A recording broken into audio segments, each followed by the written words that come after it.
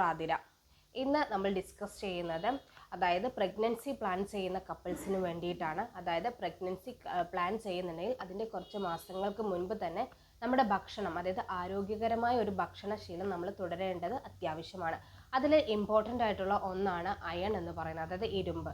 അതായത് ഇപ്പോൾ pregnancy plan ചെയ്യുന്ന കപ്പിളാണ് നിങ്ങളെന്നുണ്ടെങ്കിൽ ഫസ്റ്റ് നിങ്ങൾ ചെയ്യേണ്ടത് ഒരു ബ്ലഡ് ടെസ്റ്റ് ചെയ്തിട്ട് അതിൽ അയണിൻ്റെ കുറവുണ്ടോ എന്നുള്ളത് ആദ്യം കണ്ടുപിടിക്കുക എന്നുള്ളതാണ്.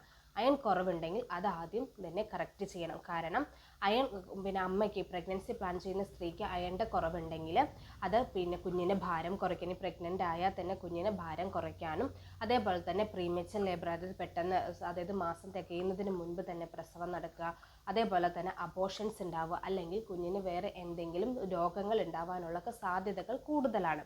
അപ്പോൾ അതുകൊണ്ട് അങ്ങനെ പ്രഗ്നൻസി പ്ലാൻ ചെയ്യുന്ന ഒരു കപ്പിളാണ് നിങ്ങൾ എന്നുണ്ടെങ്കിൽ ഫസ്റ്റ് പോയിട്ട് ഒരു ഡോക്ടറെ കാണുക, അല്ലെങ്കിൽ ഒരു ബ്ലഡ് ടെസ്റ്റ് ചെയ്യുക. ബ്ലഡ് ടെസ്റ്റ് ചെയ്ത് നോക്കിയിട്ട് അയണിൻ്റെ കുറവുണ്ട് എന്നുണ്ടെങ്കിൽ അത് ആദ്യം കറക്റ്റ് ചെയ്യാൻ വേണ്ടി ശ്രമിക്കണം.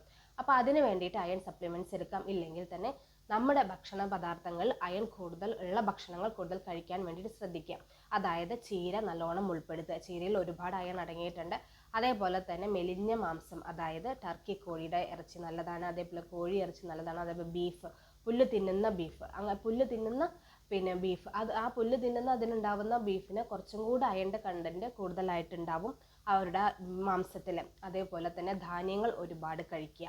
ഈ ധാന്യങ്ങളൊക്കെ ഇങ്ങനെയുള്ള ഭക്ഷണ പദാർത്ഥങ്ങൾ ഒരുപാട് കഴിക്കുന്നത് വഴി നമ്മുടെ ശരീരത്തിന് ആവശ്യത്തിനുള്ള അയൺ ഉണ്ടാവും. അങ്ങനെ അയൺ ഡെഫിഷ്യൻസി ഉണ്ടെങ്കിൽ അത് ആദ്യം മാറ്റാൻ വേണ്ടിയിട്ട് ശ്രമിക്കണം. അതേപോലെ തന്നെ ഡെയിലി, അതായത് പ്രഗ്നൻസി പ്ലാൻ ചെയ്യുന്നുണ്ടെങ്കിൽ ഒരു 3 months അല്ലെങ്കിൽ ഒരു 4 months ബിഫോർ നമ്മൾ ഭക്ഷണത്തിൽ ശരിക്കും അങ്ങനെ പ്രഗ്നൻസി പ്ലാൻ ചെയ്യുന്നതെന്നുണ്ടെങ്കിൽ എപ്പോഴും നമ്മൾ ശ്രദ്ധിക്കേണ്ട കാര്യം, ഡെയിലി നമ്മൾ കഴിക്കുന്ന ഭക്ഷണത്തിൽ 18 milligram അയൺ നമ്മുടെ ശരീരത്തിനുള്ളിലോട്ട് എത്തുന്ന വിധത്തിലുള്ള ഭക്ഷണങ്ങൾ തിരഞ്ഞെടുക്കുക. അത് കഴിക്കാൻ വേണ്ടിയിട്ട് പ്രത്യേകം ശ്രദ്ധിക്കണം. അങ്ങനെ കഴിക്കുന്നത് വഴി നമ്മുടെ കുഞ്ഞിന് ഉണ്ടാവുന്ന ആരോഗ്യ പ്രശ്നങ്ങളിൽ നിന്ന് നമ്മൾ കുഞ്ഞിന് രക്ഷിക്കുക. അതേപോലെ അമ്മയ്ക്ക് ഉണ്ടാവുന്ന ആരോഗ്യ പ്രശ്നങ്ങൾ, വിളർച്ച, ക്ഷീണം, അതേപോലെയുള്ള രോഗങ്ങളിൽ നിന്നൊക്കെ മാറ്റം ഉണ്ടാവാൻ വേണ്ടിയിട്ട് ഇങ്ങനെ നമ്മൾ അയൺ സപ്ലിമെൻറ്റ്സ് കഴിക്കുക, അല്ലെങ്കിൽ അയൺ നമ്മുടെ ബ്ലഡിലുള്ള അയണിൻ്റെ ലെവൽ നോർമലൈസ് ചെയ്യുന്നത് വഴി നമുക്ക് സാധിക്കും.